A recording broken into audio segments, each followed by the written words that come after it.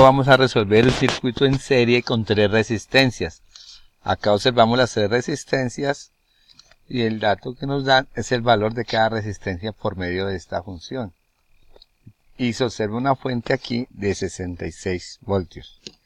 Tenemos las 3 resistencias y podemos hallar el valor de cada resistencia teniendo en cuenta esto, dividiendo. Al lado de la resistencia R1 está un 1, pasa a dividir, queda 12 dividido 1, 12. Entonces sería 12 ohmios la resistencia 1. Lo mismo hacemos con la resistencia 2. Entonces está multiplicando, pasa a dividir 12 dividido 2, 6 ohmios. La resistencia 3, el 3 pasa a dividir a 12, queda 4 ohmios. Ya tenemos acá el valor de cada resistencia y tenemos el voltaje. Acá la corriente circula por medio del circuito.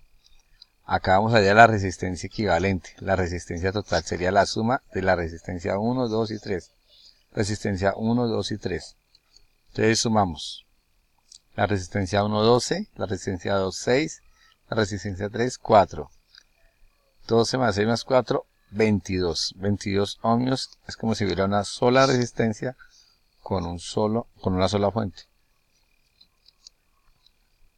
Entonces tenemos acá que hay una corriente que circula por las 3 resistencias, pero las tomamos como si fuera una. Entonces podemos hallar la corriente. La corriente que circula por este circuito utilizamos la ley de Ohm. Entonces sería la corriente es igual al voltaje sobre la resistencia. El voltaje lo tenemos, que es 66. Y la resistencia equivalente, que es esta, la de todo el circuito, es 22. Entonces dividiendo nos daría 3 amperios. 3 amperios es la corriente que circula por este circuito. 3 amperios pasa por la resistencia 1, 3 por la resistencia 2, 3 por la resistencia 3.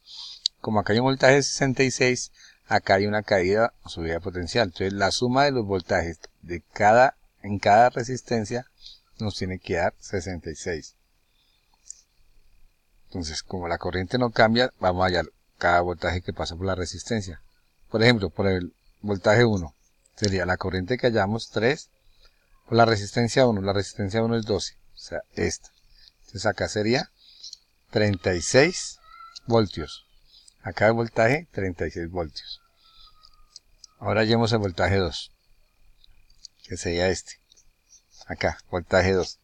Sería que la corriente por la resistencia 2, 18 voltios. Entonces por acá 16, 36, por acá 18. Ahora miremos el voltaje que hay por acá, la resistencia 3. Sería 3 amperios porque la corriente no cambia, la corriente es la misma que pasa por las 3. 4 ohmios, por 4, 12. Por acá sería 12. Entonces sería la suma de los 6, nos debe dar, da 66 voltios. Entonces en conclusión, ¿qué hacemos? Que un circuito en serie se suman las resistencias y se suman los voltajes. Podemos también hallar las potencias. La potencia es la corriente por el voltaje. La corriente es 3 amperios por el voltaje sería 66 voltios. Entonces sería 198 watts. Potencia. Podemos hacer lo mismo. Potencia 1, la que sería 36 voltios por acá. La potencia sería 108, se multiplica. La corriente no cambia por el voltaje. Lo mismo. Voltaje 2. La potencia acá